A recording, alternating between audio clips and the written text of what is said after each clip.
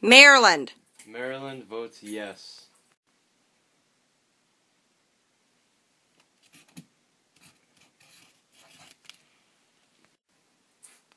New York. New York votes no.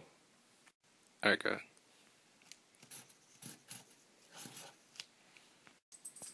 Rhode Island. Rhode Island votes no.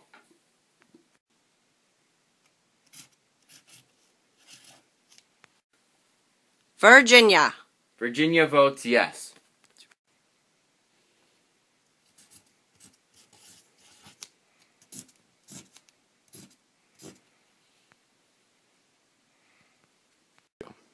Do not grant Missouri statehood. Slavery should be prohibited. Alright, gentlemen, it's a tie at 11-11. Now, what do we do with Missouri? Give it statehood. I have a compromise. The further introduction of slavery or involuntary servitude be prohibited, except for the punishment of crimes, whereof the party shall have been fully convicted, and that all children born within the said state, after the admission thereof into the Union, shall be free at the age of 25 years. In other words, no other slaves may be brought into Missouri to work as slaves, although it is okay to punish a criminal who has been convicted.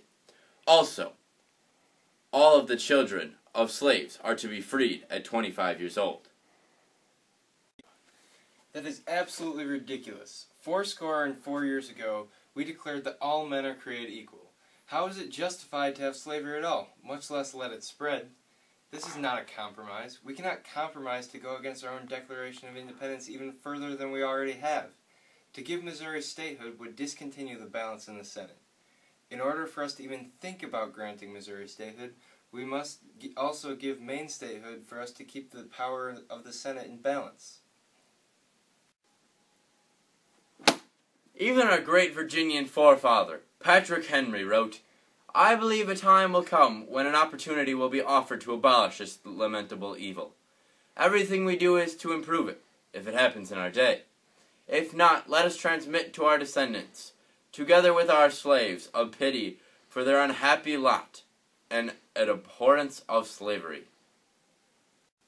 Thomas Jefferson, another great forefather who indeed also had slaves, stated, "There must doubtless be an unhappy influence on the manners of our people produced by the existence of slavery among us. The whole commerce between master and slave is a perpetual exercise of the most boisterous passions, the most unremitting despotism on the one part, and degrading submissions on the other. Our children see this and learn to imitate it, for man is an imitative creature. This quality is the germ of all education in him." It will not spread slavery. If all slaves are freed by the age of 25, we will have completely abolished slavery within a generation. Say we have John and Jane slave, and they have one child before the age of 25. So, they add one child to slavery, and remove two. Therefore, we will gradually thin out the amount of slaves, until there are no slaves left in Missouri. However, I would agree with giving Maine and Missouri statehood together to keep a balanced Senate. But who is to say that John and Jane slave only have one child before the age of 25? They could potentially have 5. This amendment is far too hypothetical. Far more scenarios could arise that would promote the spread of slavery rather than the contraction of it. Also, your amendment states that slavery can be a punishment for convicted felons. If many felons are convicted, the number of slaves increases, and then they too can have children born into slavery. Well, gentlemen, what shall it be? Grand. Then the Missouri Compromise is settled. Gentlemen, thank you for your time. We will reconvene tomorrow when the clock strikes noon. If you add Maine, then we can add Missouri. As for the other territories, the Arkansas Territory can hold slaves. If and only if the territory we bought from France above the 3630 line is free land.